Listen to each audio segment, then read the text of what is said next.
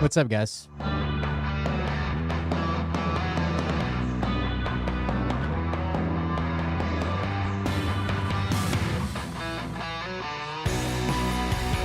I'm super late. I've been working on Halloween costume stuff. I typically makes at least a portion of the boys' Halloween costumes, so I've been working on that.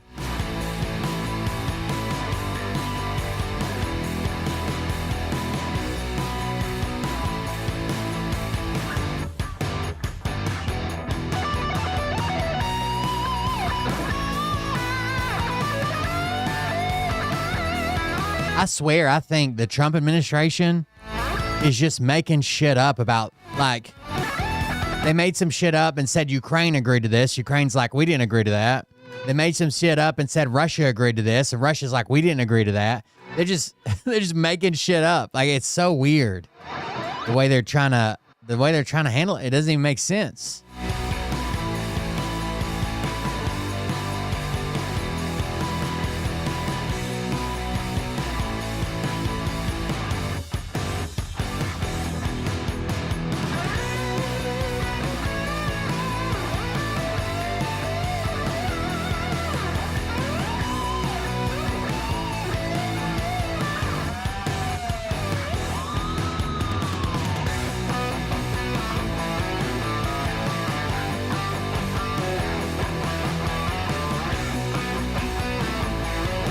Have you guys seen this new game called Baby Steps? It seems pretty funny. I forgot to start the timer, but when the next music goes off, we'll start the show. What you think about when you're born into a fire? Let them burn it out. Sell them to the richest buyer. They want to let the world decay. They tell us lies and fade away, fade away. We feel betrayed. We were raised to lose the race. Wake at the back of the pack, kill it anyway. Listen up now, because we're never dropping out. Beat the odds, beat the big house. The brains are bigger than the doubt. We've been thinking for ourselves, never let the truth fade away. This is bigger than ourselves, we won't let the world burn away, burn away. We feel betrayed. We were raised to lose the race. Wake at the back of the pack, kill it anyway. To play, haters face the world's mistakes. Wake at the back of the pack, kill it anyway.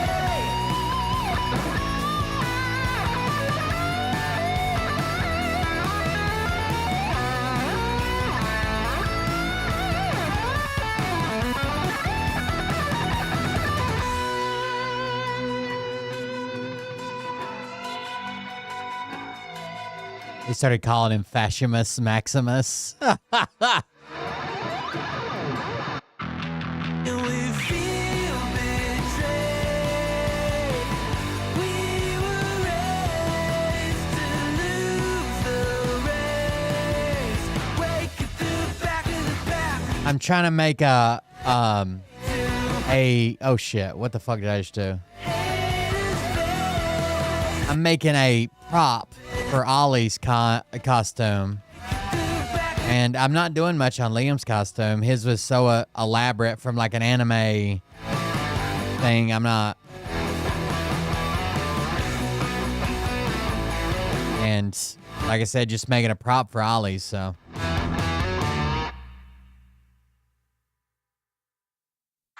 The prop I'm making for Ollie's is like this little, it's this little box with like a floating thing in the middle of it. And it's from a video game. It's like a bomb in a video game. But yeah, that's it. And then Liam's was all anime thing. It was like a long like trench coat and like a button-up vest and a mask. I didn't make any of that. So I wish I like to make costumes. It wasn't conducive this time around. If you saw last Halloween, that was probably the most in-depth we've made costumes before. I made the mask and an entire outfit and suit. I made everything for Ollie last year. All right, let's roll the intro. Hey daddies, it's me, the Linda Binda from TikTok. I wanted to make this video because I wanted to thank you for watching Cold Beer Confessionals with Will Bird. I think that's just incredible. I've watched a few episodes and I'm just like very intrigued. But you know what I'm most intrigued in is Big Daddy's meat stick. I heard that it's very thick, like a good old German sausage. You know, Linda and her coochie loves that. Oh, never mind. Let's not go there. Anyways, I hope you have a good show and enjoy it as you can. There's a lot of weird things that go on, especially when it comes from the realm of Linda Bindaland. So, enjoy the show. Thanks for watching. Peace out. Welcome everybody. I am Will Bird, and this is the Cold Beer Confessional. We are late, so that probably means it'll be a shorter show because I still got to get up and work tomorrow. So, this is what I was making. I need to glue this together, but see how this is like a weird star? It goes in a box. It looks like, let's see. It goes in a box and kind of levitates in the center of the box. It's hard to see here, but see how there's like this star print, and then there's like a box around it, and somehow I'm gonna run fishing line through it, or maybe use magnets or something. I'm gonna get it to kind of balance in the middle.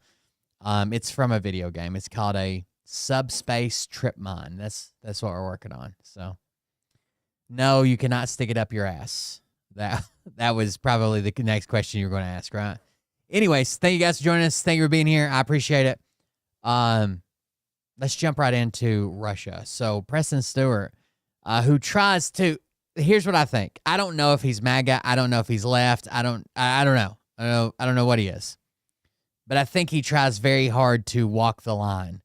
And seeing him coming out and being like, I think he wants to cover war, and he doesn't want to make his political beliefs known because it'll alienate half his audience. That's what I think. And then, so just this little bit of calling out the Trump administration and being like, they don't have a plan. They're just fucking lying is pretty far for him, honestly. Is correct. The top advisor to the president for Russia. Oh, sorry, it started. He said if this reporting is correct. So if this reporting is correct, the top advisor to the president for Russia and Ukraine is repeating like verbatim Russian talking points, which isn't great. You got to wonder, like, is there nobody that can step in and say, hey, what are you doing, man? At least vet that information before you stand by that as your argument. What happened here was President Zelensky met with President Trump last week, a day after Trump spoke with Putin. Doesn't sound like the meeting went well. Some reporting in the Financial Times said that it was a shouting match with Trump yelling all the time, warning Zelensky that, quote, if Putin wants it, he will destroy you. So clearly. So Trump in a shouting match telling Zelensky if Putin wants it, he'll destroy you, except they haven't been able to take it in years. Change in tone from the United States, but Steve Witkoff chimed in here apparently talking about how, hey, there were these referendums in 2022 and people voted, and now these territories are part of Russia. It's according to their constitution. It's almost like when Russia sends in a ton of fucking paramilitary people and a propaganda machine, and the people that they injected into the Donbass all go and vote. Plus, Russia is the one counting the votes. It's almost like it always turns out in their favor. They said the same thing about Crimea, right? When they first invaded Crimea, and they had tanks on the street and soldiers at the polling places with AK-47s pointed at people's heads. Well, suddenly they voted to be part of Russia. Zelensky, talking to the press yesterday, said, quote, I made it clear to him in his conversations with Witkoff, there's some misleading impressions. The story is that the Russians claim they supposedly held a referendum among the Russian people in the Donbass and that they supposedly want to join Russia. But first there was the occupation, and only afterwards did something uncontrolled and clearly illegal happen, which they called a referendum. He said, Mr. Witkoff pointed... Imagine Canada, Oregon, and Washington just say, okay, well, our state constitution now says that we're part of Canada, and Canada puts it in their constitution. Yeah, Washington, Oregon, and California are Canada now.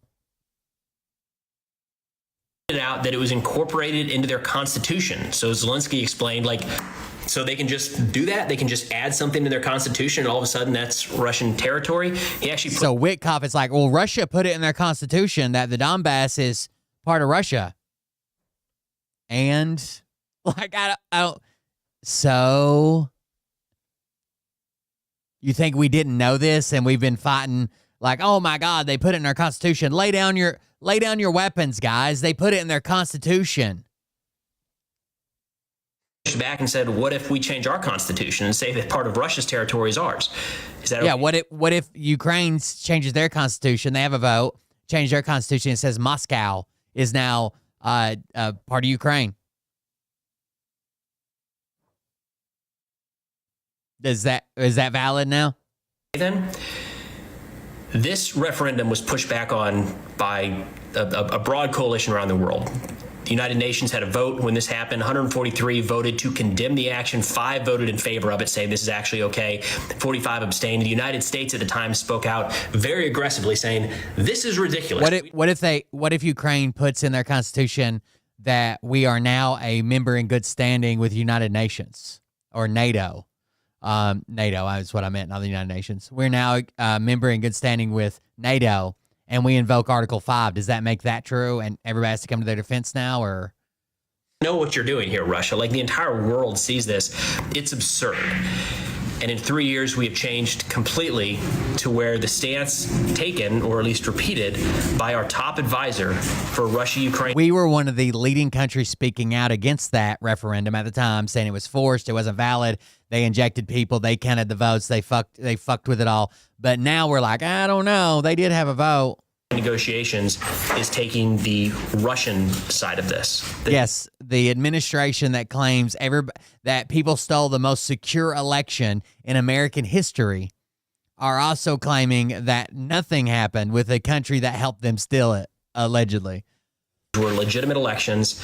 They show the voice of the Ukrainian people, and now that it's in the Russian constitution, it is what it is. So if this reporting is correct... Right, we're going to keep going through these because there's a few of them in a row. So it's pretty clear at this point that we have no strategy when it comes to Russia and Ukraine. We're just throwing... What?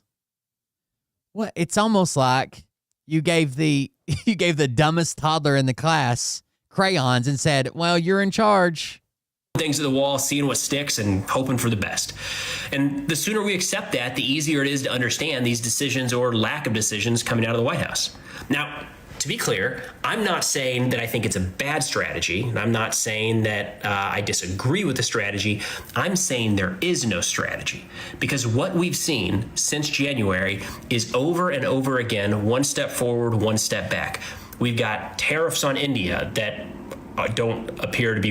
Instead of one step forward, one step back, it seems like Trump comes out and announces we're taking a step forward. Every other country in the world says we've never even heard of that. Why is he saying that we're stepping forward with them? Working. We shut off intelligence and weapon shipments to Ukraine to force them to the table. Then we turn those back on. We authorize deep strikes inside of Russia, but don't send any more weapons to Ukraine. We threaten Putin. You better get this thing done in the next 2 weeks, and then it doesn't happen and nothing happens. And now we've literally put like the lightest fucking sanctions on Russia, like against 2 oil companies. That's it. Zero progress, to be clear. Zero progress towards ending this war over the course of the last 9 to 10 months. I am open to creative solutions to try to find a path from where we are today to where we can get to a viable long-term ceasefire. And it seems like what we've settled on in the last 48 hours is President Trump yelling, just stop the fighting and go home. I don't think there's a strategy at all. Going to end it day one, guys. Before he's even in office. Putin would have never done this if Trump would have been in charge. Well, you're in charge, boss man. I can't connect the dots into any viable manner.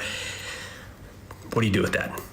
So it's pretty clear at this point that Mr. Commissioner, thank you so much for taking the time to talk. As we sit here today, diving into Russian sanctions with EU Economic Minister Dombrovskis. President Zelensky is meeting with President Trump right now, so we're waiting to see what comes out of that meeting. But one thing Zelensky is regularly asked about are sanctions. What new sanctions can the West levy on Russia to help Ukraine in their war effort? What's next in the pipeline there? What additional packages might be coming sometime in the future? Good afternoon. Well, first of all, Before he answers, I'll tell you what they did. The Trump administration sanctioned Russia's two biggest oil companies Wednesday, taking such a move against Moscow for the first time since Trump has been in office. All the 2-week notices or stop it right now or you shouldn't be firing those missiles. We had a good phone call. Then he's firing missiles. Then he's bombing. Then he's doing this. All the time that Putin was manipulating Trump. This is the first actions they're actually taking against Russia. Marked shift in its approach to ending the war between Russia and Ukraine. Even during Tariff Day, right? When they put tariffs on every country in the world, Ukraine got tariffs and Russia didn't. The U.S. blacklisted Rosneft and Luke Oil and issued other sanctions because Russia has failed to commit seriously to the peace process. Treasury Secretary Scott Bessent said in a statement, he urged Russia to stop the killing and called for an immediate ceasefire. Given President Putin's refusal to end the senseless war, Treasury is sanctioning Russia's two largest oil companies that fund the Kremlin's war machine. He said Treasury is prepared to take further action if necessary to support President Trump's effort to end yet another war. Let's see, up to like 70 or 80 now. This move comes less than a week after President Donald Trump announced that he'd be meeting with Russian President Vladimir Putin in Budapest, Hungary, and declared that the Russian leader was ready for peace. By the way, picking the Budapest spot is kind of like I don't know if you've seen the text exchange. Picking the Budapest spot is weird, right? Because we already have the Budapest Memorandum, which was where Ukraine agreed to give up their weapons and the U.S. would protect them from what exactly is happening now. And nothing happened. So now we're going back to Budapest. That's a weird spot for it.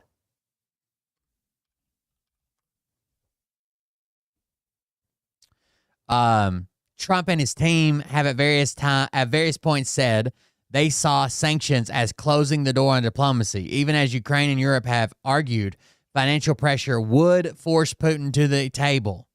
Everybody's been telling him sanctions, sanctions, sanctions. If he can't afford this war, if his economy is going to collapse underneath him, they will overthrow him on their own. Space gifted Bug Jude 50 or subscription. he'll come to negotiate. Off Space gifted a tier 1 sub to Bug Jude 53. Thank you very much. This is their first gift sub in the channel. So Russia's economy right now is not great. It's all on a war footing. They're showing like 10% inflation currently. Like it's really bad. Okay. The more pressure we put on that, one or two things is going to happen. Their economy is going to go into free fall, and someone is going to be the trigger man on Putin, right? He's going to get ousted. Something's going to explode. Somebody's going to get shot. They might even blame it on Ukraine. I don't fucking know. But someone's going to take him out because that's how he's going to have to leave power, more than likely. Or he's going to come and negotiate, and he's going to pretend like he could win the war at any moment, but really we know that his economy is collapsing. People have been telling Trump that since he took office. His stance to that was, no, we don't want to make him mad. We're trying to negotiate with him. He acts one way in front of Putin, And then when the cameras are back on him, he talks this big tough game about how Putin respects him and blah, blah, blah. And I don't know why he's still firing missiles. We had such a good talk. Asked during an Oval Office meeting with NATO, Secretary General Mark Rutte, what changed? Trump was terse. I just felt it was time, he said, adding that he still believes that Putin wants peace. Does anybody at all believe that Putin's goal is peace? If it was, he'd turn around and go back home. If that was that's obviously not the goal. Asked during an Oval Office meeting, we just read that. Trump also seemed to rule out the possibility of providing long-range Tomahawk missiles to Ukraine to strike deeper into Russia, asserting that the weapons are highly complex and require as much as a year of intense training. We know how to use it, but we're not going to be teaching other people, Trump said. It's too far out in the future. The new U.S. sanctions, however, are still a significant reversal. The Trump administration until now hadn't yet updated the sanctions put in place under the Biden administration or issued new ones on Russia. This came after numerous attempts to give Russia the opportunity to begin genuine negotiations to end the war, said Ukraine's ambassador to the U.S. Trump announced the plan to meet Putin after their 2-hour phone call last week, but on Tuesday, he said such a meeting would be a waste of time.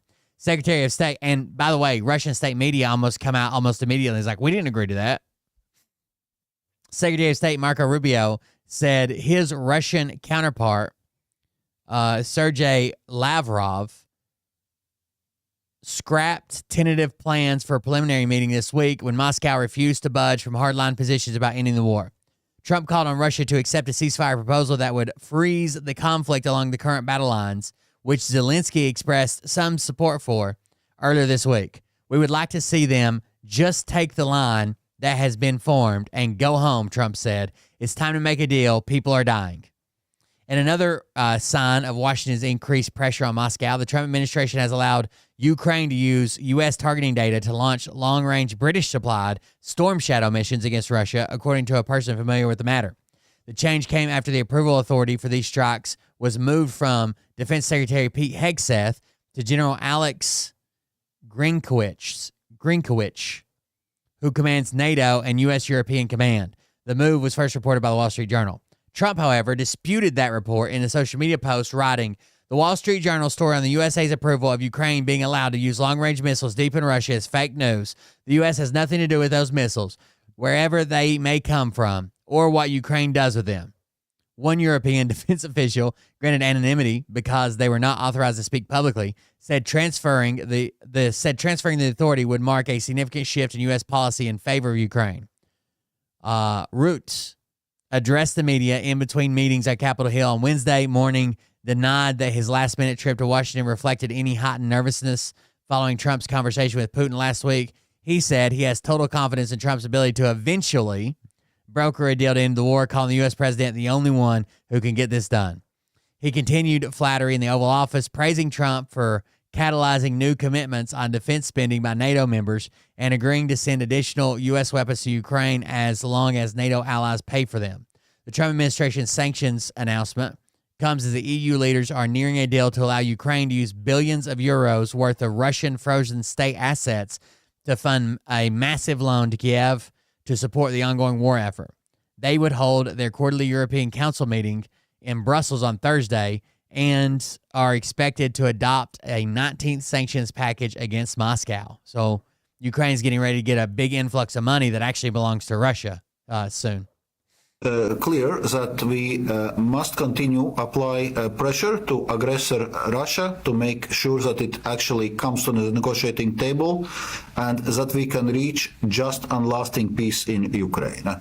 So in terms of sanctions from the European Union side, we have already enacted 18 sanctions packages against Russia, starting from energy, going through high-tech dual-use technologies to personal sanctions against oligarchs and against high-level officials in Russia, starting with Putin himself. So in terms of further sanctions, we are right now discussing 19th sanctions package, where from the European Union side, we would completely phase out Russian LNG imports. We would further sanction Russian financial institutions. We would list further Russian shadow fleet tankers and Tell me this isn't a Russian bot. Ready? Ukraine has no agency in this situation at all. This actually might be, what's his name?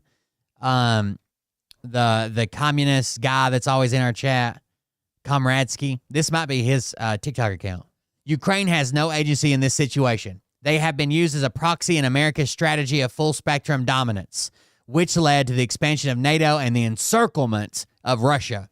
Putin probably already told Donald Trump what would be the consequences to America if they continue with this silly folly. And so on. And also, as of 1st of January next year, we will be introduced. Trump can't keep MAGA. MAGA's fucking blown away, dude. Like, 1 week, Zelensky's the deep state, and he's using all of our money to buy yachts and houses in Los Angeles and to build a ski resort. And then the next week, we're like, fuck it, send them tomahawks. Fuck Putin. It's wild. Ban on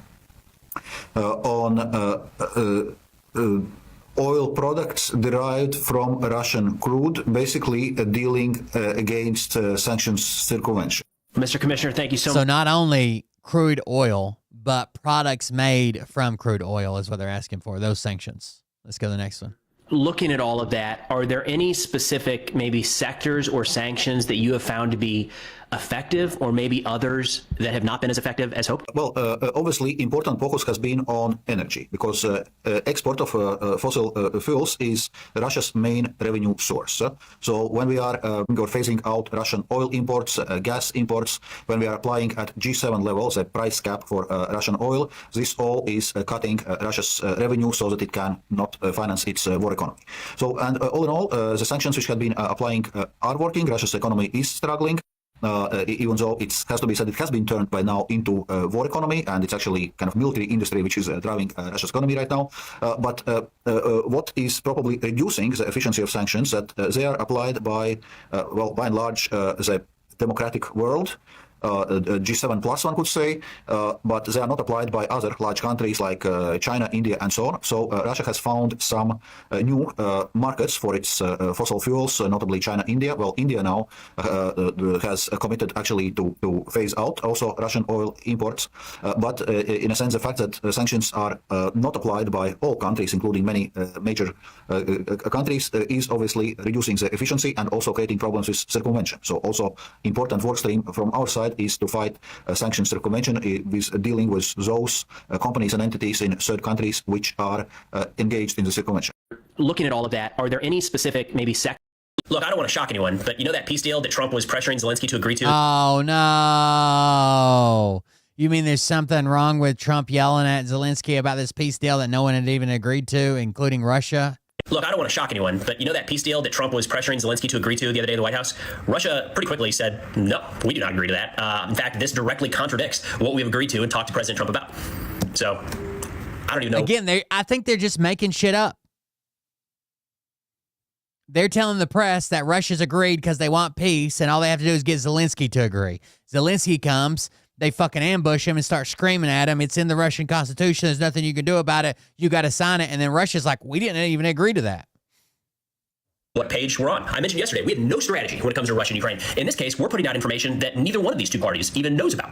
What are we doing here? Now, the good news, supposedly... Oh, I guarantee you that one of his kids or their spouses has some type of kickback ownership and consultation fee or some shit for all the contractor companies that are on site. Was that a meeting was secured, right? Now, we've been down this path before, and it's always 2 weeks away, but there was... A meeting was secured 2 weeks away. Even knows about. What are we doing here? Now, the good news, supposedly, was that a meeting was secured, right? Now, we've been down this path before, and it's always 2 weeks away, but there was going to be a meeting between senior officials between the three countries. Russia also said, No. That's, there's a lot of work to be done. There's a lot of things we gotta hash out before we even get to scheduling that or figuring out when and how that might take place. So we'll get back to you guys. In fact, the deputy Russian foreign minister laughed, kind of mocked the United States, where U.S. reporting said this meeting might be postponed, and he said, quote, "You can't postpone something that hasn't been agreed upon." So just to rehash, the United States is pushing a peace plan that. So United States is coming out and saying the meeting has been postponed, and Russia's coming out and saying there is no meeting. Russia and Ukraine have not agreed to, kind of pressuring Ukraine to agree to it. It's not actually on the table. Russia just today, Lavrov said we have not accomplished our war aims. The United States knows our terms, and these are not our terms. So Russia's going to continue. Good to know. And then, we kind of held out for this meeting. Get everybody in the same room. And is this the third or the fourth time that we... It's almost like the people, including Trump and his foreign policy team, are completely unqualified and inept. Because that's exactly what's happening. Have somehow believed that Russia is it's just this next time. I'm telling you, they're playing us for fools, and it's embarrassing, to be honest. This is like word for word the exact news that popped up 3 months ago, popped up 6 months ago, popped up 9 months ago, and we keep making the same mistake. My God, it's embarrassing. Not we. I didn't roll out a red carpet for Putin. Not we. Popped up 6 months ago, popped up 9 months ago, and we keep making the same mistake. My God, it's embarrassing. Look, I don't want to shock anyone, but my God, it's embarrassing. In the past 24 hours, Russia has carried out a number of assaults where they have advanced in Kupiansk, Pokrovsk, and the Orlov direction. Let's take a look at the map for a quick battlefield update. All right, so we're using a Suryak map here, starting in the northeast near Kupiansk. What we're seeing from primarily Russian sources right now is an advance into the city center. Fucking Trump's running around saying Putin wants peace and he wants to get this done. He wants it, and this motherfucker is mounting offensives. Even if you don't want to sign on to let's say you don't want to assign an official ceasefire because you think there might be an enemy attack or they're trying to tie your hands or whatever, you could just do an unofficial ceasefire, right? We're not advancing. Hold what you got. If something kicks off, it kicks off. But for right now, we're actually looking and working towards peace. No? Of course not. Kupiansk itself. So one of the challenges that Ukraine has here, of course, is they are still controlling a lot of territory to the east of the Oskil River. However, over the course of the last few weeks and months, Russia has continually targeted some of these bridges, making it harder and harder to keep the Ukrainian forces here to the east resupplied. We have seen a number of reinforcements push into the east, but nothing major at this point. It does not look like Kupiansk is necessarily the priority when it comes to the Ukrainian defense right now. I would say that priority, a little further south, is here, a lot further south, is here near Pokrovsk. Now, this is an area where Russian forces today are talking about attacks here in the north near Kucherov Yar. Got to be relatively small elements there, as well as Shakov, where we've seen Russia run through about 2 full battalions worth of armored vehicles in the last week. This is the location where 3 large Russian armored assaults in broad daylight were met and largely destroyed by Ukrainian drones. However, in the Pokrovsk city itself, we have seen the steady advance of Russian forces, not in large scale, but groups of, even coming from Russian sources, 2, 3, 4 at a time, slowly moving up. And they try to entrench themselves, and if they can, pull up another one of their buddies and advance from there. Even Russian sources right now are talking about the fog of war, and it's not entirely clear who holds what and how many forces they have here at the forward line. Meanwhile, we are seeing Ukrainian forces come in and kind of conduct counter-sabotage type operations. So a video earlier today from the Ukrainian 3rd Special Operations Regiment of a couple of their guys moving through here, hunting down some of the Russian saboteurs that have moved through Ukrainian lines. We also have some pretty disturbing footage in the last couple days showing that there have been civilians in some of these areas that cannot or did not evacuate, and we've seen some deliberate targeting by Russian forces of those civilians killed. He ran on that. That was his big speech, was rebuilding the USSR back to its glory. In broad daylight. It's pretty rough footage. But then moving over here to the west, where we've not seen a ton of Russian advances in recent months. Looking at Orlov, right here in the center, Russia just in the last 24 hours carry out assaults all across this sector here. Now, we did get a lot of Ukrainian footage showing the destruction of upwards of 20 Russian armored vehicles in a couple of these different directions. But right here, it looks like Russia was able to make a bit of an advance. Again, even Russian sources are saying this came at a pretty significant loss. However, they are arguing that they that right there, that riverbank kind of looks like Donald Trump's hairline. have a foothold in this village here right now, Mala Takamaka, or however we're going to pronounce that. There's no way I got that right. But nonetheless, we are seeing a concerted effort by Russia just in the last couple days of kicking off additional offensive operations from Kupiansk, Pokrovsk, all the way down to Orlov. So in the past 24 hours, Russia has carried out a number of... So to get to the front line, Russian forces are having to march on foot 30 kilometers under the constant threat of Ukrainian drones. This is outlined by Russian mill blogger Phil Todd's Garage, where he says, quote, "I will describe what the path to the line of contact looks like for an ordinary infantryman. It's now a whole march with all of your gear weighing about 30 kilos. You're dropped 10 to 15... Could you imagine having to march 30 kilometers to the front line while dodging fucking drones, explosive drones, and then you get there and you're expected to fight? There's no fucking way, dude. Kilometers from the point where you'll fight the war. There are directions where the march can reach up to 30 kilometers. The concept of the rear now begins 50 kilometers from the front line. He says the path is the most dangerous segment. Mavic drones constantly track movements and are ready to instantly relay coordinates to FPV crews or some artillery battery. At the front line itself, in a dugout, it is not as dangerous as on the way there. It is now common practice that the guys sit in the hole at the front for even if you go back to ancient warfare, one of the reasons that the Romans were so good is like the group of men that they had on their front lines were able to rotate out, while other people had phalanx or shield walls and whatever, and their soldiers would tire out pretty fucking quickly, right? Especially fighting hand to hand like that. The Romans could fill in with their spots. So when we're talking about your reinforcements are fucking 30 kilometers away and they got a hike here, that can't be good. Or two, pull off all their missions without losses, but then get hit on their way out. He says there is no supply. Everything is done on foot. The best you can count on is a daring motorcyclist who is not afraid to jump in and immediately get out. At night, the evil awakens. Huge drones with thermal imagers dropping mortars. Don't find a dugout before sunset, you die. So to get to the front line, Russian forces are having to march on foot at 30 Damn, that's crazy. That's all from Preston Stewart, his most recent updates. He's a pretty good source, like if you just want to talk about like the war, any military operations. He's a pretty good source. He doesn't really do politics. He doesn't give an opinion so much on politics. It's mostly about what's going on with the war, peace deals attached to that, stuff like that. So check him out, Preston Stewart, on YouTube and on TikTok. Oh,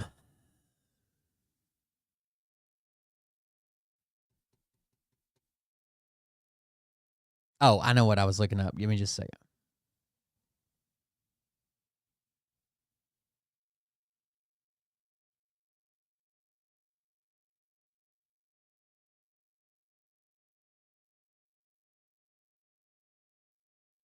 This is Carolyn Levitt's text exchange with the Huffington Post. I understand the Huffington Post is not like as serious a journalist as like something like fucking CNN or the Wall Street Journal or something, but Jesus Christ. After Levitt used a "your mom" joke to respond to a HuffPost reporter's question about Trump's meeting with Putin, the 28-year-old was met with backlash online and accused of being bratty and juvenile. I don't think they understand. Like, clearly they don't understand, like, being edgy and funny and aggressive online because they always take it too far. And then when they're not online, they're still doing this shit. White House Press Secretary Carolyn Levitt has gone viral online over an unusual response she gave to a journalist. On Monday, Levitt, who has served as Trump's press secretary since January, shared a screenshot that seemingly showed a text message between herself and HuffPost White House correspondent and veteran journalist, in which she used a "your mom" joke to respond to the reporter's question about the location of the president's meeting with Russia and Vladimir Putin. Is the president aware of the significance of Budapest? Right? Again, the Budapest Memorandum. In 1994, Russia promised in Budapest not to invade Ukraine if it gave up the nuclear weapons it inherited from the Soviet Union's when it dissolved. And the U.S. signed on to that, right? Per the screenshot. And then it says, does he not see why Ukraine might object to that site? Because Putin broke the 1994 Budapest Memorandum in 2014 when he annexed Crimea, and again when he invaded Ukraine in 2022. Then she said, who suggested Budapest? Thanks. Now, Carolyn Levitt has made it obvious, I guess. She's made it public knowledge that she gave out her phone number to these people who cover the White House, including this journalist, right? And they're allowed to text her and ask her or whatever if they want clarification. Who suggested Budapest? Thanks. Levitt replied, your mom did.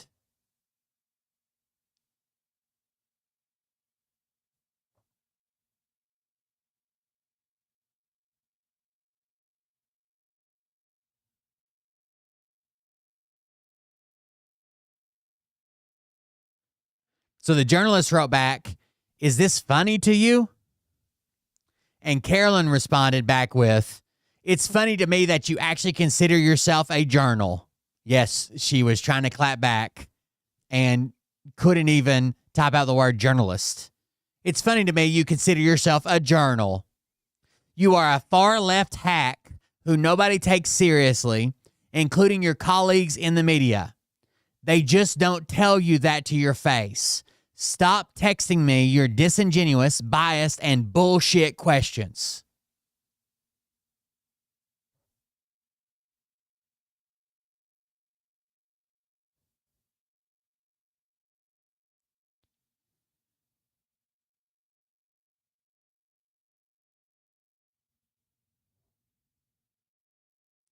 Alongside the screenshot of the text message exchange, Levitt continued to attack this journalist. I don't know how to say her last name. Is the reason I'm not saying date or date or the day. I don't know. For context, this journalist of the Huffington Post is not a journalist interested in the facts. He is a left-wing hack who has constantly attacked President Trump for years and constantly bombards my phone with Democrat talking points. You mean questions? Just take a look at their feed. It reads like an anti-Trump personal diary. Here's my full response to his inquiry, she continued, referring to the screenshot of the text messages. Activists who masquerade as real reporters do a disservice to the profession. And she's the one who shared the full screenshot. All the Huffington Post shared was the your mom thing.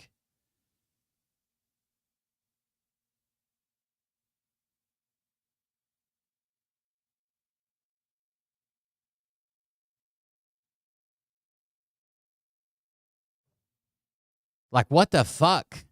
This is the White House press secretary.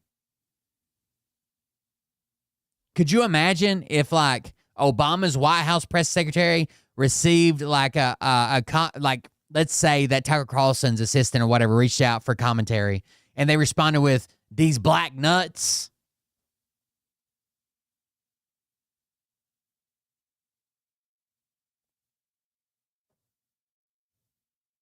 Like, they would have been screaming to bring back lynchings.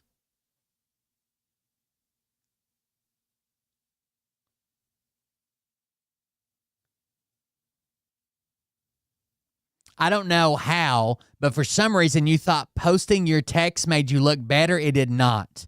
It was a legitimate question, asked respectfully, but since you are perpetually in an offensive crouch because people are getting sick of being lied to, your reply was extremely crude. You come across as a bratty, juvenile, and highly unprofessional.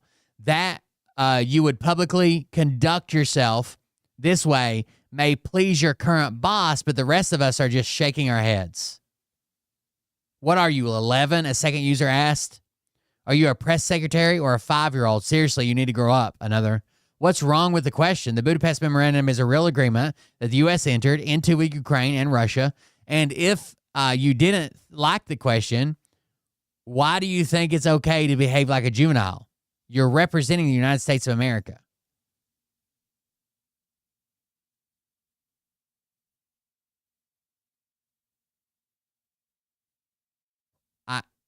I don't know. It's why. And then check this out. On top of that, while we're on the topic of text message exchange, Lindsay Halligan, the person that Trump got rid of the last person in her place because they wouldn't pursue his political enemies. They said there was no evidence. Put Lindsay Halligan in to pursue, literally, his personal enemies. She's done that. That's what she's doing right now.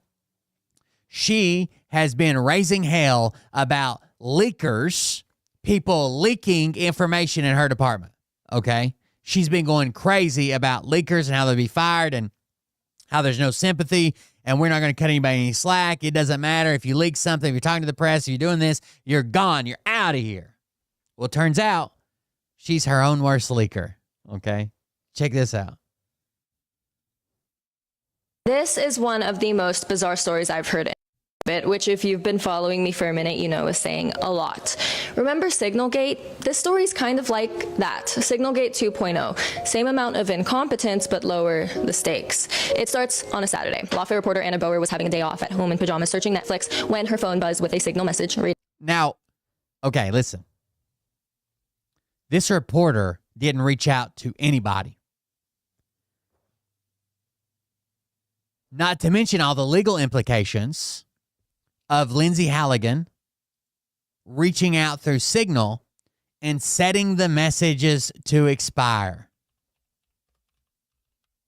We've already learned Signal can't be used unless they're backed up in some other way, especially she's the attorney for the Eastern District of Virginia, right? United States attorney. Especially in this is so wild, dude. Like you can't set messages to expire. This all has to be documented. These are records you have to fucking keep. You're representing the government, you fucking retards. And here's my, everybody should know this, but I feel like Atsuko would have to Google it, okay? Let me give you one piece of advice that you can use for the rest of your life. If you're ever in a situation where you're talking to the media, ever, a journalist, the news, or whatever, good, bad, indifferent, it doesn't matter. You can't post-interview say, hey, everything was off the record. Now, off the record is something that should always be upheld, that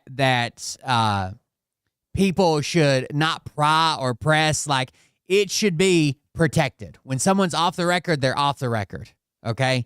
I believe in that wholeheartedly. But the way you enter into that is when speaking with a journalist, before you reveal anything, you say you want it off the record, and the journalist has to agree. If you say, I want this off the record, and the journalist is like, no way, I have to cover this, and you continue to talk, it's not off the record. If you spill a bunch of shit, realize you fucked up, and say, oh, just so you know, that's off the record, by the way, that's not covered. You have to approach a journalist, tell them this is off the record, and both of you have to agree to that. And then it should be protected 100% of the time. Reading. Anna, Lindsay Halligan here. A name that would make any reporter's jaw drop, especially Lindsay Halligan just texts a reporter out of the blue on Signal while she's laying around watching movies in her pajamas. Legal reporter. Lindsay Halligan isn't just a PR agent. She is the U.S. attorney for the Eastern District of Virginia and one of the most politically It almost sounds like a brand sponsorship reaching out. Hey, this is so-and-so with the White House, with the federal government. We've been seeing some of your posts. They're doing really good. We'd like, wondering if you would ask people to join ICE. We need ICE agents. Prosecutors in America. She's also herself never prosecuted a case before. Just installed by... I forgot. She's the guy that Trump forced to go after his political enemies. When every other prosecutor said there's no evidence, we're not doing it. No. And she's never prosecuted a case ever. Trump just weeks earlier after her predecessor, Eric Siebert, reportedly refused to bring charges against Trump's enemies, including James Comey and Letitia James, and then resigned. Within days of taking over, Halligan indicted them both. So right away, federal prosecutors rarely, if ever, contact reporters directly about ongoing cases, especially not through encrypted disappearing messages. But she wrote, "You are reporting things that are simply not true. The messages were set to disappear after 8 hours, something prosecutors are not supposed to use for case-related communications. That alone violates Justice Department policy on record keeping." At first, Anna thought that this must be a prank, asking Halligan to confirm where they'd met, and she answered correctly, the Breakers Hotel in Florida. So she thinks it might be a prank. So she's like, you've got to confirm this is you. Where did we meet? And she tells her, Breakers. That's where we met, and that's true.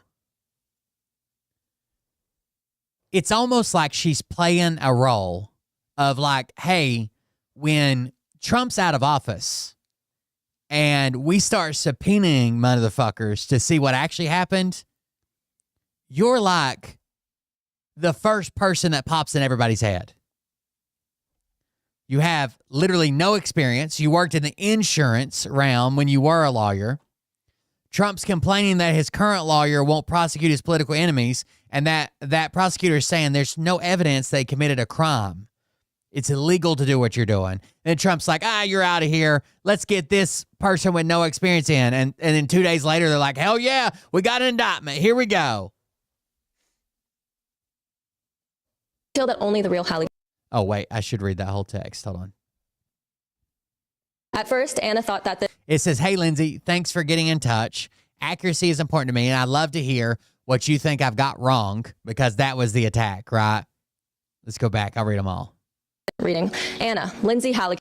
Lindsay Halligan, you are reporting things that are simply not true. Thought you should have a heads up. Hey, Lindsay, thanks for getting in touch. Accuracy is important to me, and I love to hear what you think I've got wrong, so I A can. name that would make any reporter's jaw drop, especially a legal reporter. Lindsay Halligan isn't just a PR agent. She is the U.S. Attorney for the Eastern District of Virginia and one of the most politically sensitive prosecutors in America. She's also herself never prosecuted a case before. Just installed by Trump just weeks earlier after her predecessor, Eric Siebert, reportedly refused to bring charges against Trump's enemies, including James Comey and Letitia James, and then resigned. Within days of taking over, Halligan indicted them both. So right away, federal prosecutors rarely, if ever, contact reporters directly about ongoing cases, especially not through encrypted disappearing messages. But she wrote, "You are reporting things that are simply not true. The messages were set to disappear after 8 hours, something prosecutors are not supposed to use for case-related Protection of government property, protection of public records and documents. communications. That alone violates Justice Department policy."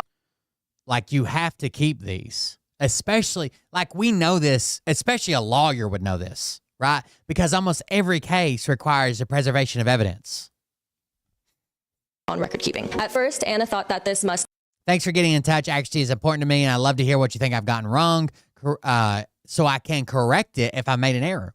But just to confirm, this is really you. Can never be too careful about this kind of thing. Can you tell me where we first met and who you were with? Breakers, Trusty.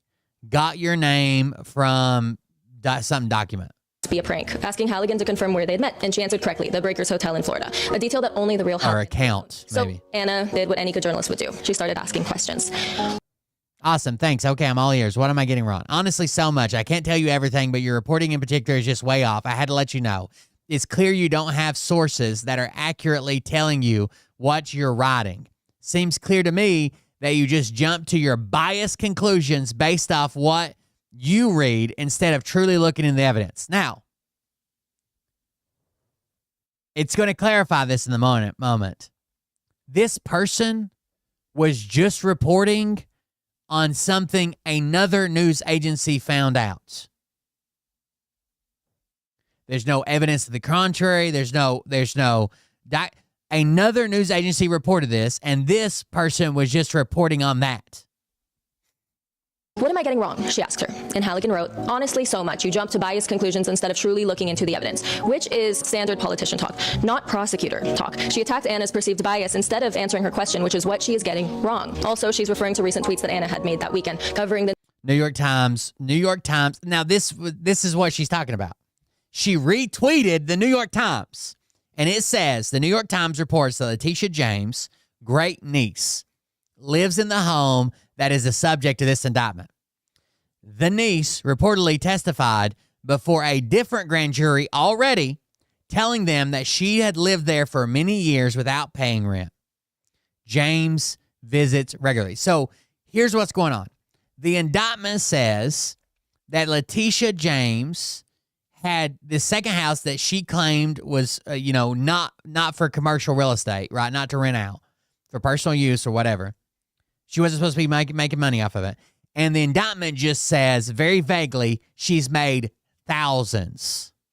Now, is that 2,000s or is that 200,000s? We have no idea.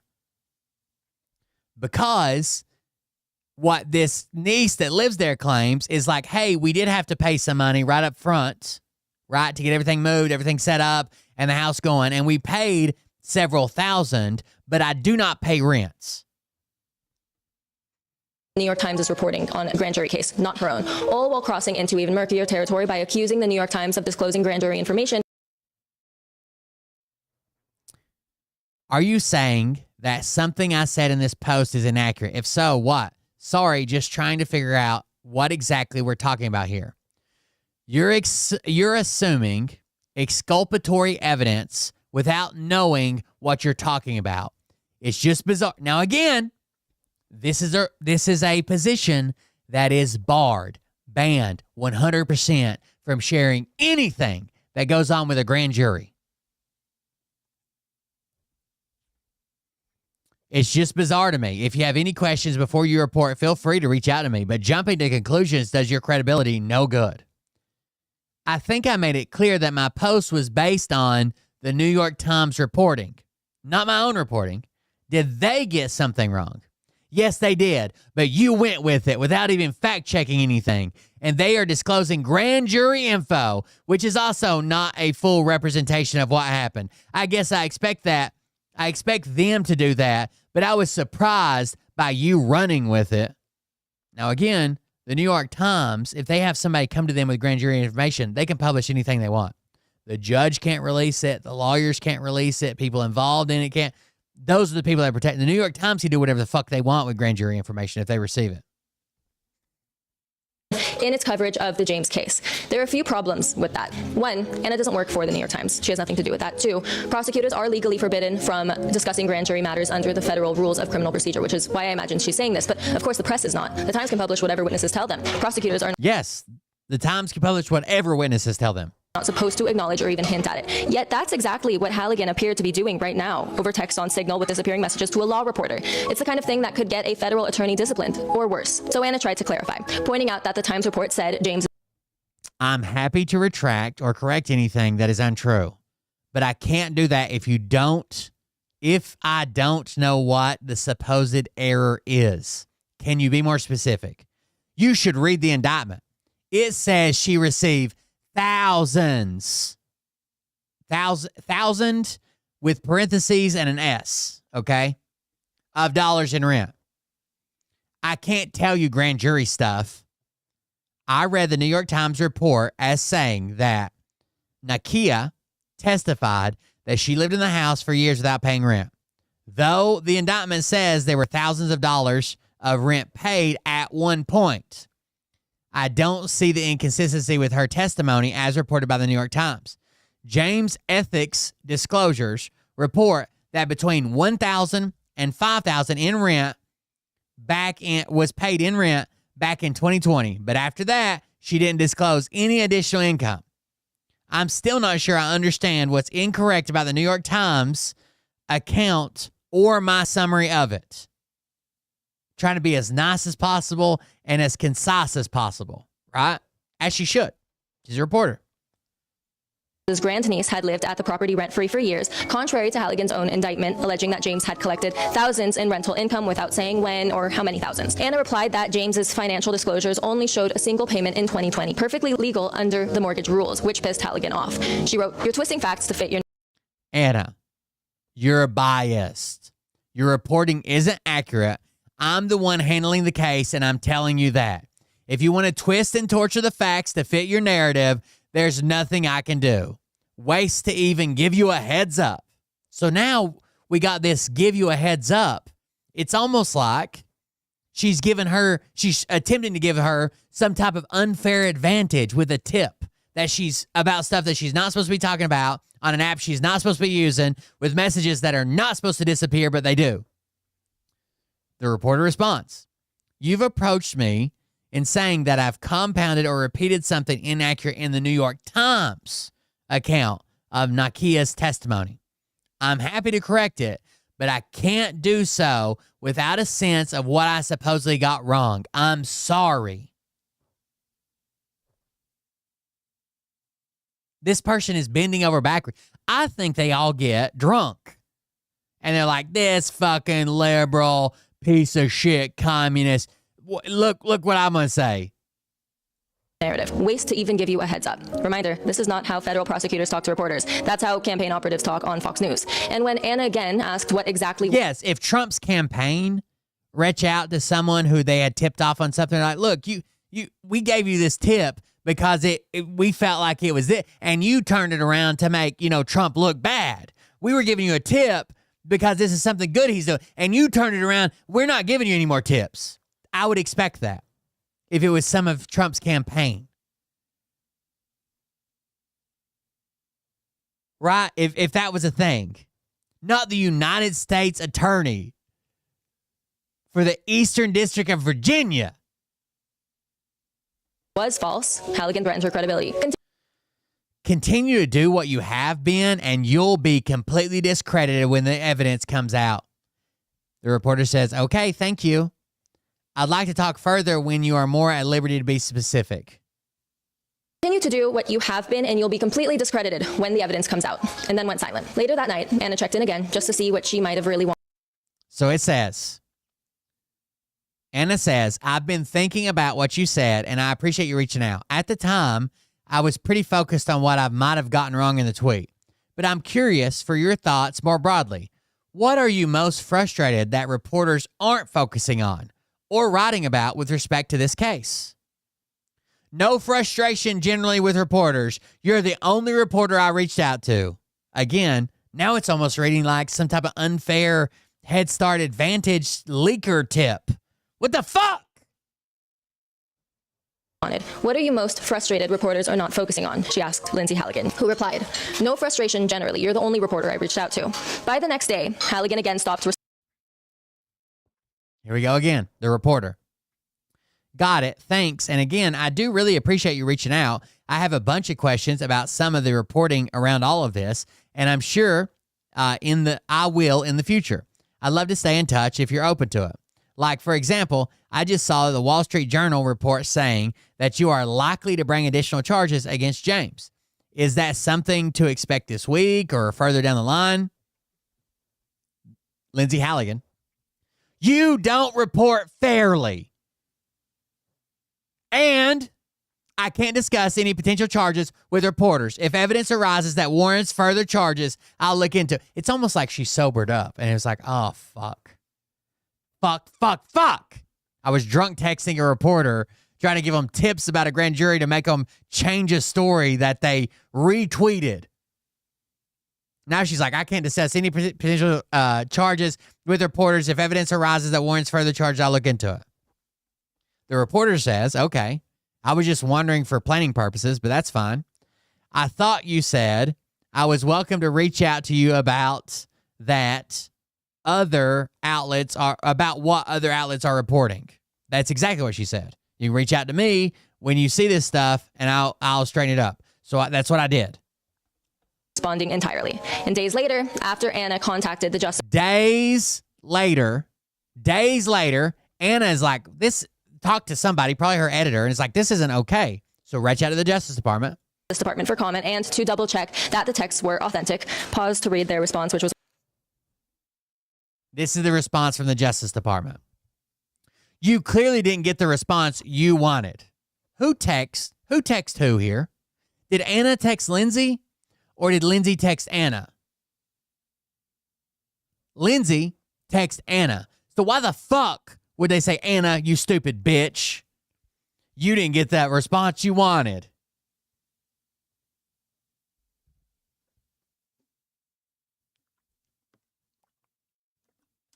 Sorry, my throat's dry. You clearly didn't get the response you wanted, which was information handed over to you without having to dig into the facts of the case to craft a truthful story. So you thought you'd tattletale to the main justice. Lindsay Halligan was attempting to point to you to the facts, not gossip. But when clarifying that she would adhere to the rule of law and not disclose grand jury information, you threatened to leak an entire conversation. Good luck ever getting anyone to talk to you when you publish their texts. What?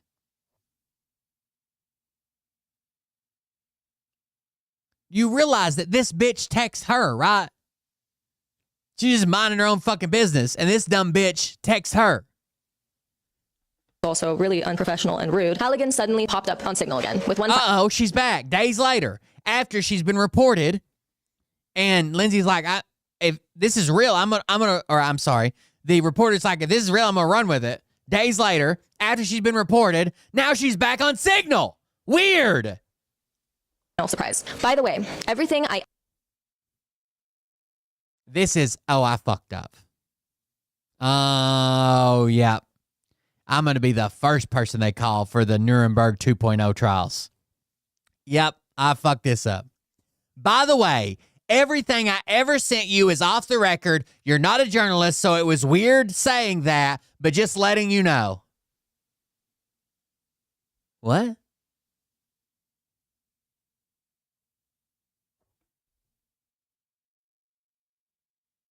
So the journalist responds, "I'm sorry, but that's not how this works.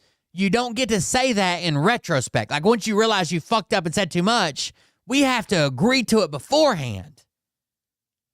You did all that. I didn't come to you. I wasn't trying to entice you or pay you or solicit information. You came to me, you dumb bitch. You don't get to say that in retrospect. And of course, Lindsay Halligan, being the professional that she is, says, yes, I do. Off record.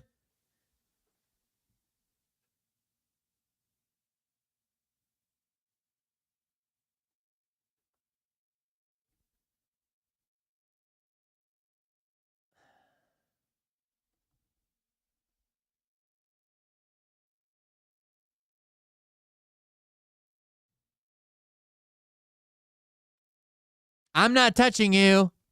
Not touching you.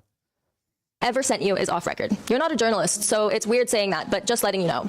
Which, as Anna pointed out to her, is... And she almost tried to play it like, oh, I would have said at the beginning of this conversation off the record, but I don't consider you even a real journalist. That's why I didn't say it. So now because I don't consider you a real journalist and I didn't say it, you have to accept it post-conversation. Take another fucking shot at her. It's weird because I don't even consider you a journalist, but you should have known that was implied. Not how that works. Off the record isn't some magic spell that you cast after you realize that you've said too much. It's an agreement, one that has to be made before any conversation with a reporter begins. But how... Wait till you hear this. I am really sorry. I would have been happy to speak with you on and off the record basis had you asked. But you didn't ask. And I still haven't even agreed to speak on that basis. Do you have any further comment for the story?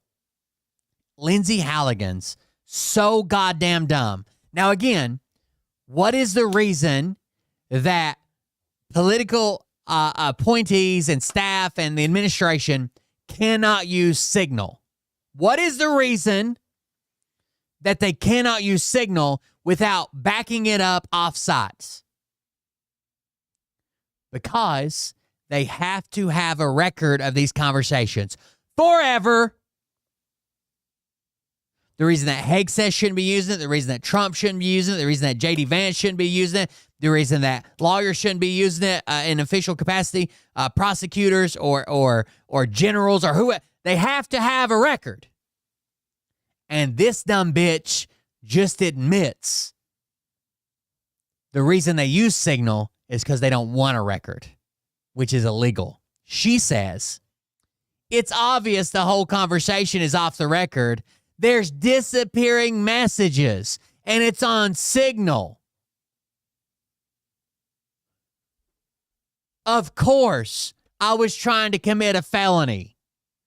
The messages disappear automatically, idiots.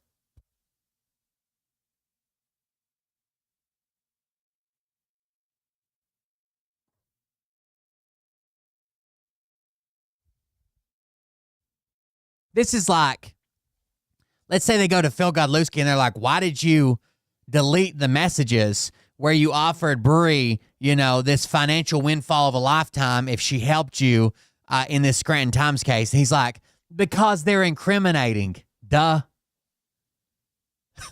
Because it's me admitting that I committed a crime, idiot. Wouldn't you delete it?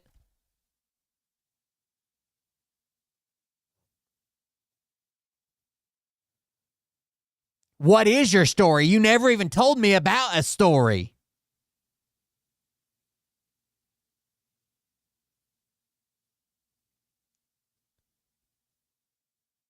It is terrifying.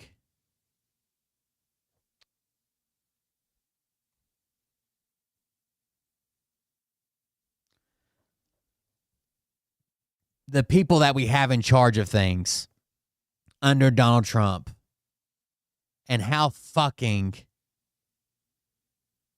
unqualified they are for everything. So unqualified, they can't even have conversations with reporters. Halligan insisted, arguing that because the messages were on Signal and set to disappear, they were obviously off the record. But the platform doesn't dictate the terms of journalism ethics do, and most federal prosecutors know these rules. But here's where it gets truly ironic. Just days after texting Anna, this story had not come out yet. Halligan fired 2 career prosecutors for supposedly leaking information to the press. What? Beth Usey and Kristen Bird were no longer with the office as of Friday. Usey has been with the Department of Justice since 2007, year I graduated high school. One source said that Halligan believed attorneys to be leaking unauthorized information to the press. The other source added that they received termination letters. At the same time, she issued a public statement promising zero tolerance for any unauthorized. EDVA enforces a strict zero-tolerance policy on unauthorized disclosure of information concerning ongoing investigations or cases. Is the Letitia James ongoing investigation and case considered an ongoing investigation or case? I would think so. She said in a statement, such leaks will be investigated to the maximum extent permitted by law. Oh, no. It's not unheard of for government officials to talk to reporters, but it is virtually unprecedented for a sitting U.S. attorney, handpicked by a sitting president, to prosecute his political enemies, to do so about an active case using encrypted apps, disappearing messages, and then claim after the fact that it was off the record. And before Anna's story ever ran, she fired 2 others for doing what nobody knew, that she was actively perpetuating herself. So, as Anna put it, Halligan told her to stop chasing other reporters' stories and focus on her own, all while giving her one. This is one of the most bizarre. How fucking insane, dude. Like if you went and you picked up some random, soccer mom, member of the PTA, who works for a local insurance company, and made this random fucking woman the United States Attorney for the Eastern District of Virginia, I would expect this. So I guess I'm saying we should expect she has no qualifications for anything. WSNT_me just gifted 1 subs. Thank you for the gifted sub. I appreciate it. It's just wild to see it so out there currently. Then we got let's talk about what do we want to do? First of all, let's wrap it up with the part of the government here. This actually happened. Our U.S. government actually did this. I am Vice President J.D. Vance. For the Marines' 250th birthday, I'm going to fire artillery rounds over the I-5 freeway in California during midday traffic. J.D. Vance decided to visit the Marine Corps base in L.A. or outside of L.A. and during midday rush hour traffic decided to fire artillery rounds over the goddamn freeway.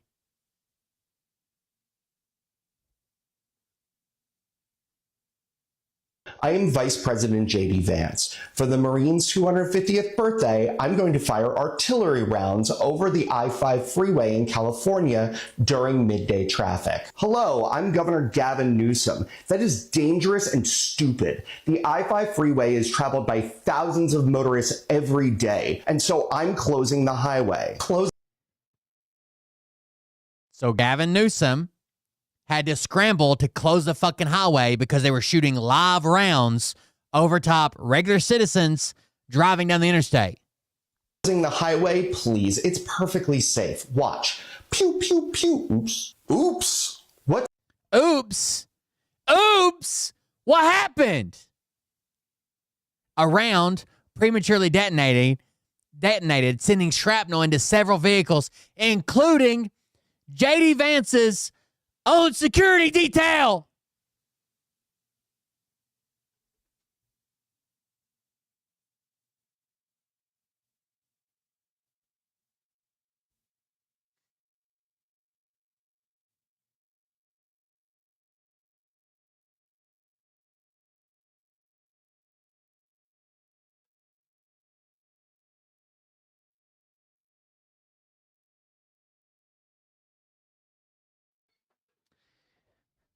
J.D. Vance accidentally shot his own security detail, the Secret Service, with artillery.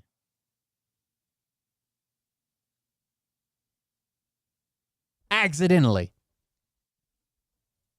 Oops. One of the artillery rounds exploded prematurely and sent shrapnel into 2 highway patrol vehicles as well as my security detail. 2 cops, 2 state troopers, and the Secret Service detail were peppered with shrapnel from an artillery round that J.D. Vance was launching over the interstate and claiming it was perfectly safe and making fun of Gavin Newsom for shutting down the interstate.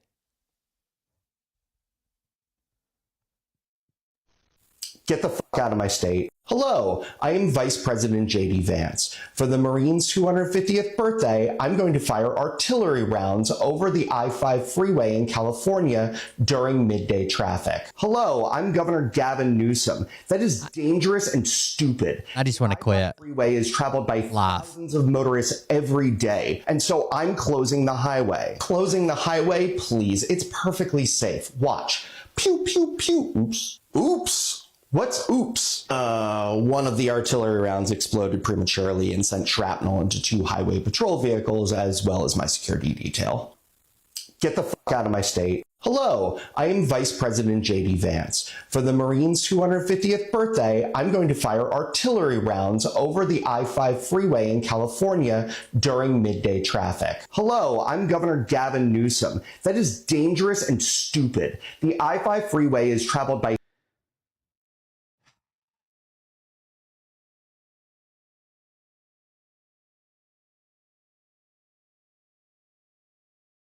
J.D. Vance's own motorcade was hit by artillery rounds he instructed the Marines to fire over I-5 in celebration of their birthday, while he was making fun of Gavin Newsom for shutting the interstate down because clearly this was dangerous.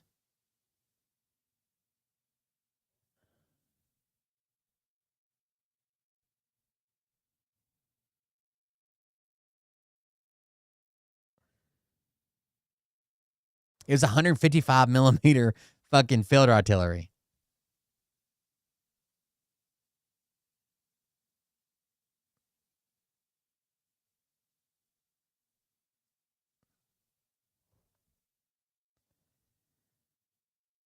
Wild, dude. I don't know who's in charge. I don't like it.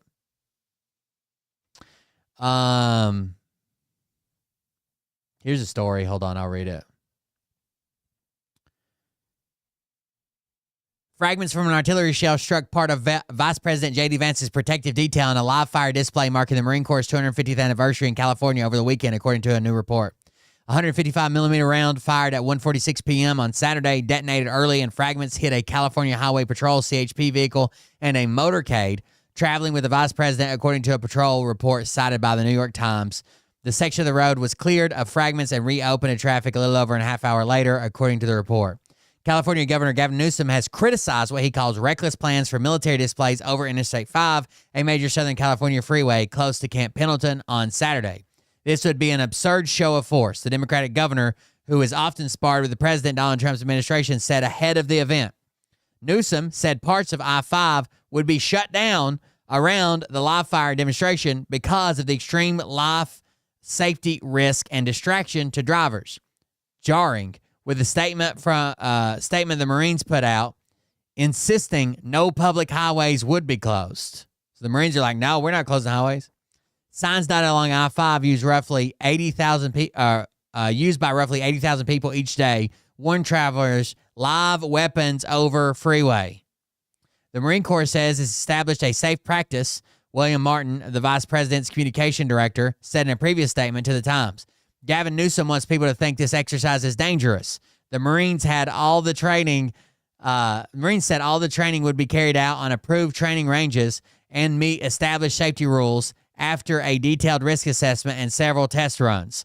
The CHP said one of its vehicles was damaged when shrapnel from a shell fired over the freeway had detonated prematurely, but it did not make any mention of a motorcycle. CHP officials informed the Marines, who then stopped firing live rounds over the freeway. The stretch of road was swept for fragments and no one was injured, the Highway Patrol said. This was an unusual and concerning situation, CHP Border Division Chief Tony Coronado said in a statement, "It is highly uncommon for any live fire or explosive training activity to occur over an active freeway. Highway officials have recommended a review into how federal, state, and local officials deal with military drills near public roadways." One officer said he had heard what sounded like pebbles striking his motorcade and the nearby area, while 2 other people saw a chunk of shrapnel measuring roughly 2 inches hit the hood of their patrol vehicle, according to the report cited by the Times. Shrapnel was also reportedly discovered on the road close to a motorcycle. The Marine Corps marked 250th anniversary on Saturday with a showcase of its amphibious capabilities at Red Beach and Oceanside in northwestern San Diego County. A spokesperson for the 1st Marine Expeditionary Force, based at Camp Pendleton, told the New York Times it was aware of a potential detonation in the air, and the Marines were committed to determining the incident's root cause and applying findings to the root cause is shooting ammunition over an active interstate. That would be the root cause. Vance, a former Marine and Defense Secretary, Pete Hegseth, both took aim at diversity in the military during their remarks in California. Firing live rounds over a busy highway isn't just wrong, it's dangerous, Gavin Newsom said in a statement on Saturday. Gavin Newsom wants people to think this exercise is dangerous, William Martin, Vance's communication director, said in a statement. The Marine Corps is says it's an established and safe practice. Newsom wants people to think it's an absurd show of force. The Marine Corps says it's part of your routine training at Camp Pendleton. But it wasn't, was it? And it did end up being dangerous, didn't it? If Gavin Newsom wants to oppose the training exercises that ensure our armed forces are the deadliest and most lethal fighting force in the world, then he can go right ahead, Martin added. Damn, that didn't age well. Vice President J.D. Vance said during the 250th anniversary celebrations, "I would not be here today. I would not be the Vice President of the United States. I would not be the man I am today were it not for those 4 years that I served in the Marine Corps. I look out at this crowd. I see a lot of different types of faces," said Pete Hegseth. "The truth is your diversity is not your strength. Never has been. Your strength is in your unity of purpose." While shrapnel rained down on motorists. Fucking insane, dude. Who the fuck are these people?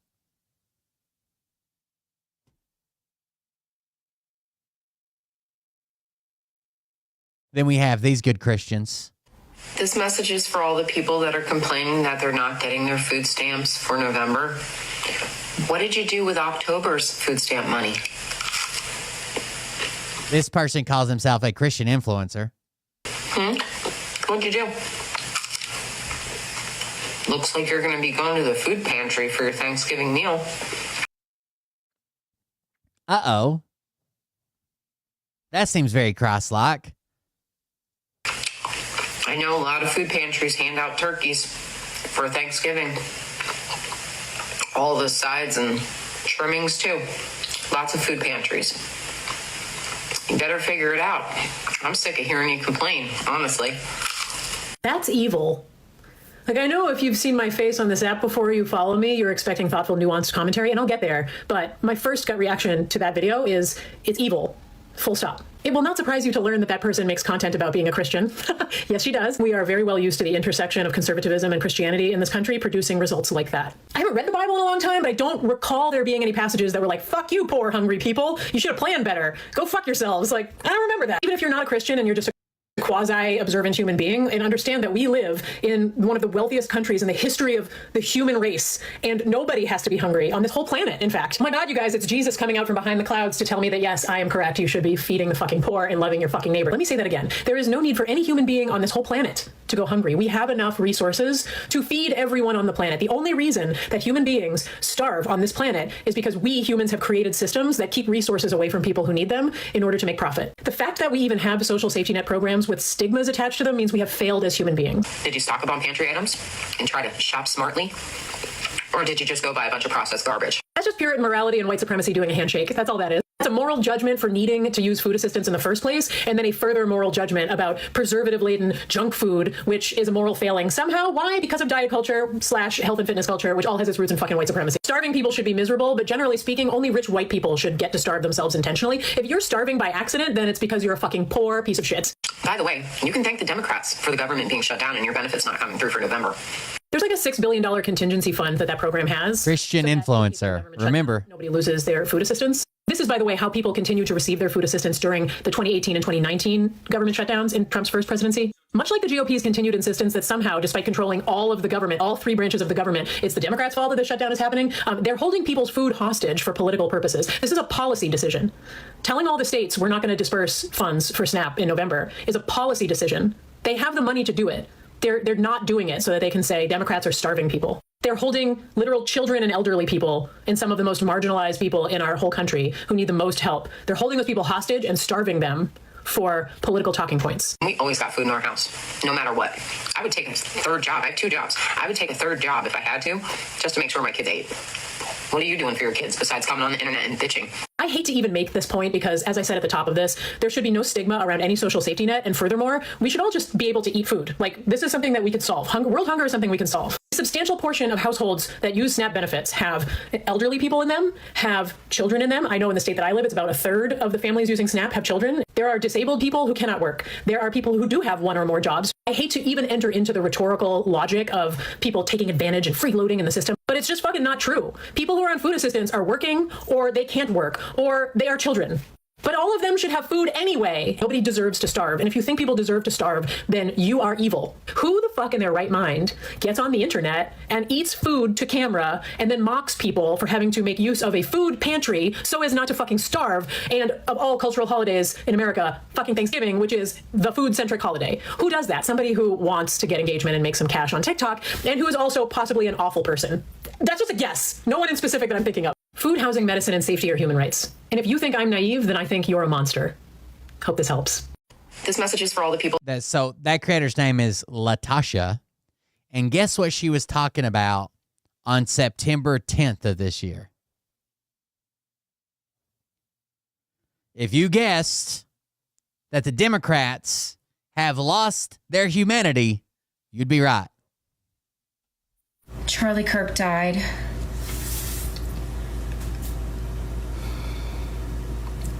The caption says, "What a sick, sad world we live in," while she is teasing food stamp recipients about the fact that they're not going to have a Thanksgiving meal for their family. You liberal lunatics. What the fuck is wrong with you? Where has your sense of humanity gone? More gun control, huh? How about more mental institutions? More death penalties? How about that? Well, this guy wouldn't have been in a mental institution or had a death penalty conviction, so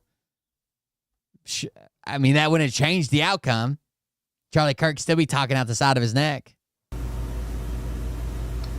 What a piece of shit. I cannot... Prayers to Charlie's family right now. I am so sorry for your loss. What a loss. What a loss. Poor people on food stamps starve. Charlie Kirk, what a loss. What a loss. And now his kids have to grow up without a father. I say give that guy the death penalty. Death for death. And I usually What happens to a world that's that always takes an eye for an eye? It's about everybody being blind or something like that. Do not say things like that unless it comes to child predators. Or food stamp recipients. It's a war, y'all, between good and evil. That's what's happening here. Prayers for Charlie's family. This dumb bitch doesn't realize that most of the recipients are in red states and probably voted for Trump. The people that are on food stamps in my fucking county still don't realize. Still don't realize that they're not going to have food stamps next month. And it's all thanks to Trump. They have no idea.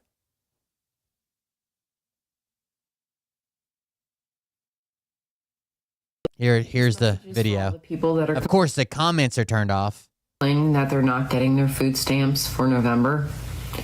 What did you do with October's food stamp money? What'd you do? Did you stock up on pantry items? and try to shop smartly? Or did you just go buy a bunch of processed garbage? Shop smartly. By the way, you can thank the Democrats for the government being shut down and your benefits not coming through for November. Looks like you're going to be going to the food pantry for your Thanksgiving meal. I know a lot of food pantries hand out turkeys for Thanksgiving. All the sides and trimmings too. Lots of food pantries. You better figure it out. I'm sick of hearing you complain, honestly. Sick of hearing about starving kids, you stupid motherfuckers. Like, Jesus, just starve quietly. You ever have this as a meal? I'm eating peanut butter and butter on toast. It's absolutely delicious. You should try it. And not for nothing, I saw this woman that said she was getting $1,100 a month in food stamps. Do you know how long I could make $1,100 in food stamps last in this house? There's two of us, but I do have my son. What, you wouldn't get $1,100 with two people, you dumb bitch. Over every once in a while, or my daughters over once in a while to eat.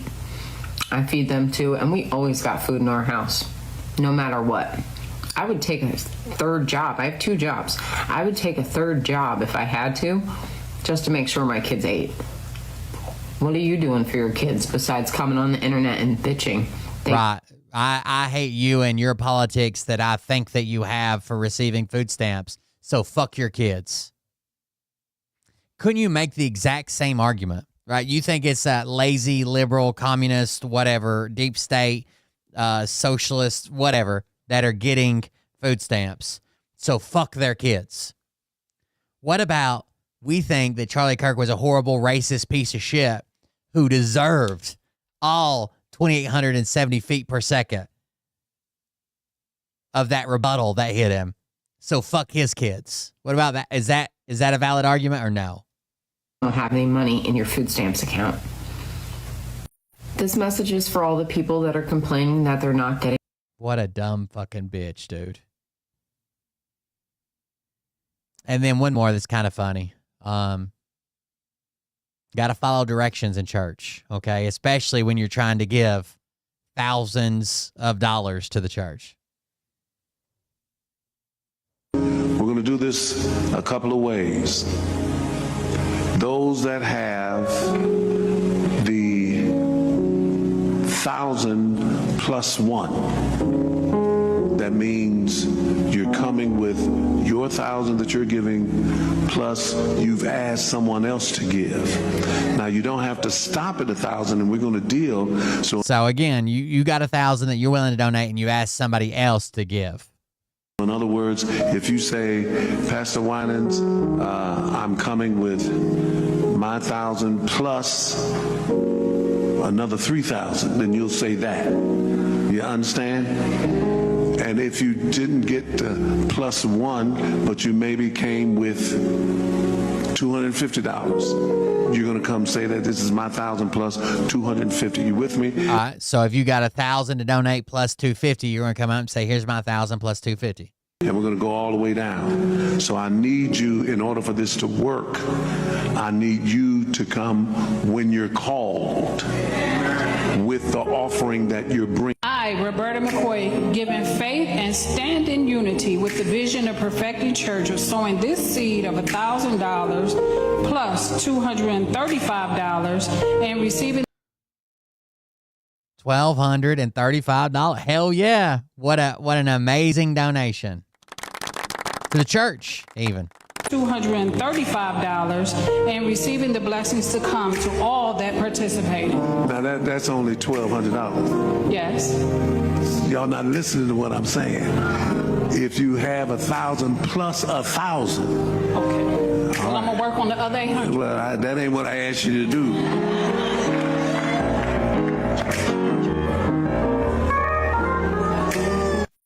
We're gonna do this a couple of ways.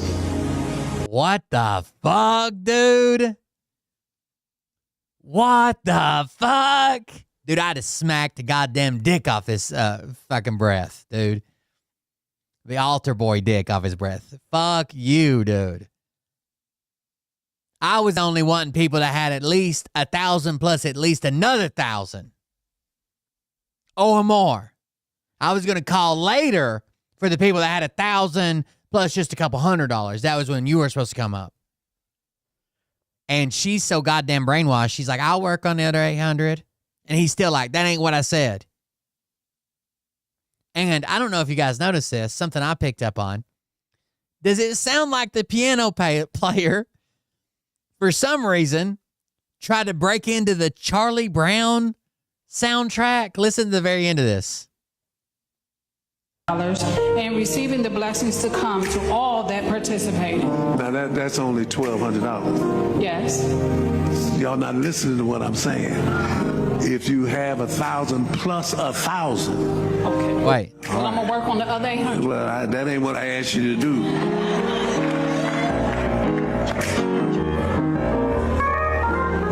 What was that? Wait, was that? Did we almost hit the Charlie Brown?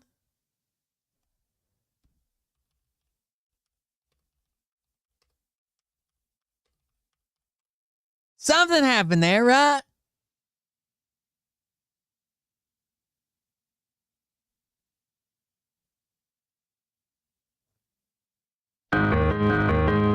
Yeah, we almost got it. That's what just started playing. Listen. Well, that ain't what I asked you to do.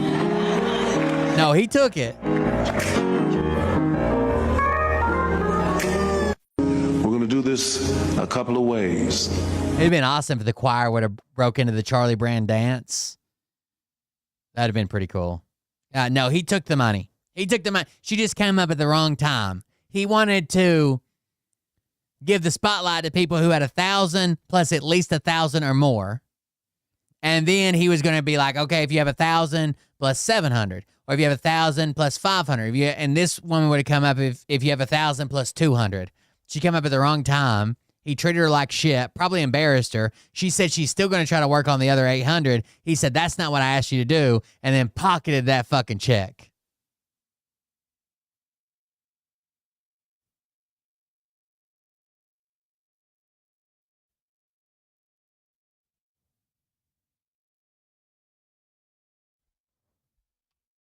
You guys remember the bishop? Bishop Marvin Winans. Regardless of which line you stood in to give your tithe, that pastor should have not talked to you like that on a live broadcast during a church service. Now, shout out to Phil over on X, because we finally have an update on that parishioner who gave her $1,200 and that pastor who skull dragged her about her little bitty donation. And yes, y'all, they went right to the news for this update.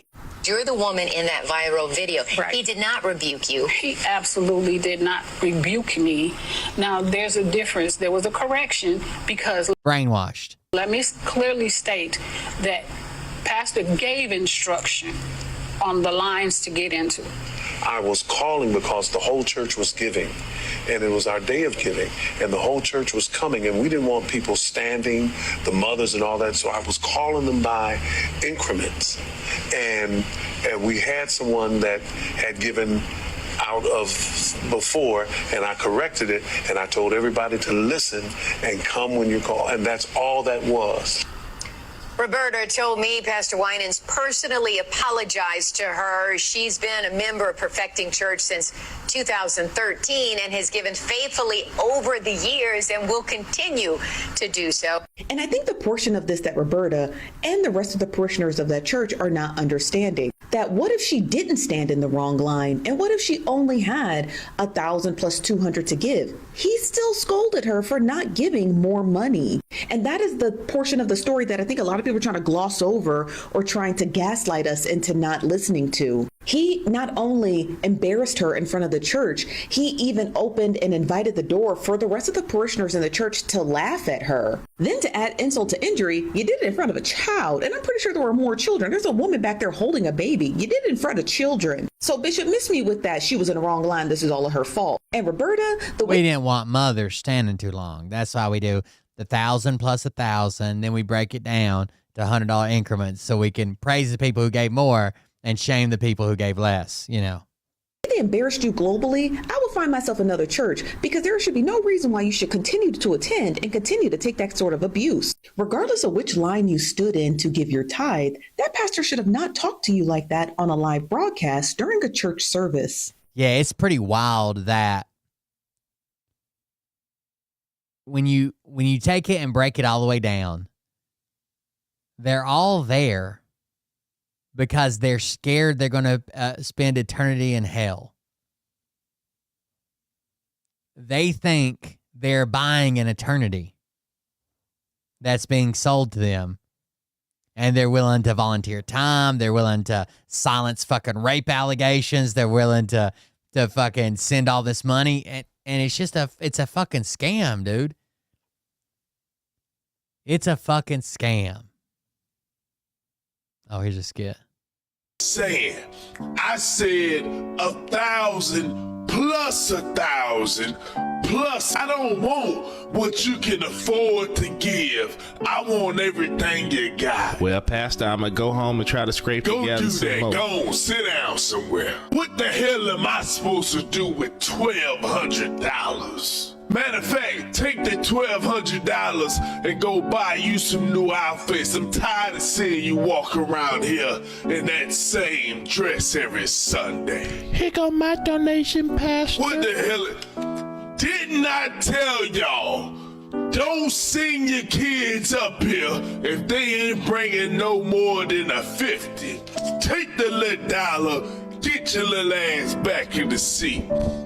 Y'all about to make me pull a Marvin Sapp in here. Deacons, close the doors, lock them. Take everybody car keys. That was the one who locked everybody in. Wallets. He said nobody was leaving until they made enough money. You guys remember I showed you that clip? He locked everybody in the church.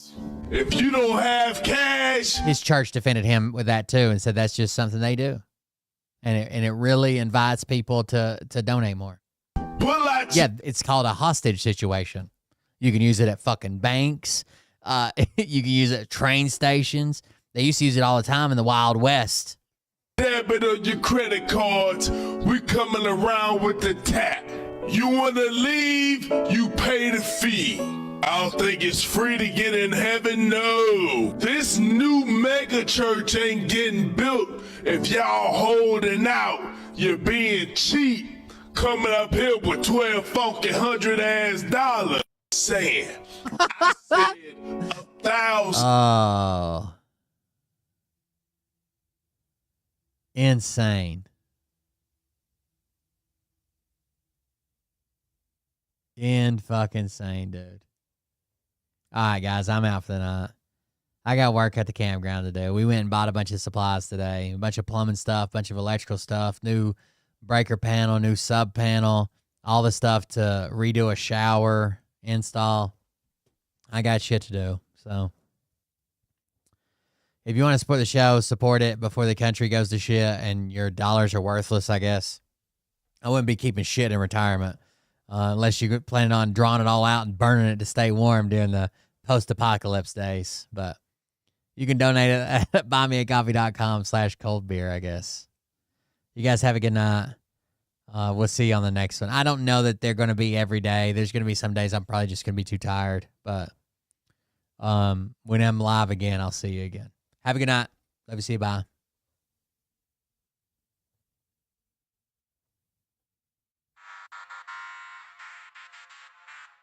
But I can tell you this about if this douchebag happens to see this particular show, you don't have the fork and balls to call out. We're bringing no measly ass $1,283 up here, okay? I'm taking donations from people who want to buy 1,000 buy me a coffees plus 1,000 buy me a coffees. I will lock the doors to the chat room. Try me. Get lit, get the place in the best. You know that stage is set. You better buckle up, cause you ain't seen nothing yet. Here we go, I think I started some shit. Piss them off, it's about to get lit. Get the place in the best. You know that stage is set. You better buckle up, cause you ain't seen nothing yet. And they say that I'm a lunatic. Well, listen, bitch, I came equipped with a quick wit. Leave the stream on and go to bed again. That's right. Y'all need Jesus. Praise the Lord, head to the extreme. All these false fucking prophets who profit off. It's been a long time. That used to, when I used to drink, I would get sometimes real drunk on the show, and we'd sit and laugh and do all kinds of shit, play games and make fun of people, and troll people. It happened a few times where the stream would still be running. Somebody had to get a hold of me. But it's been years since I left the stream running. So I've noticed sometimes I click it and it gives me like a little like loading ring, and then it doesn't go all the way off. So I got to do a better job of making sure it does actually do it instead of just showing a loading sign. Better buckle up, 'cause you ain't seen nothing yet. Here we go, I think I started some shit. Piss him off, it's about to get lit. Get the bass in them beds, you know that stage is set. You better buckle up, 'cause you ain't seen nothing yet. I used to find clues too when I was high on shrooms. I found myself a tunnel that led to Jason Q's bedroom. Open his closet, I found some of his meat rockets. I strapped him to my shoes and then I flew through the roof. I found myself in orbit strapped to an F-16. High on amphetamine with Trump in between. Put on a light coat of baby oil. Good night, guys. The troops, he's happy on the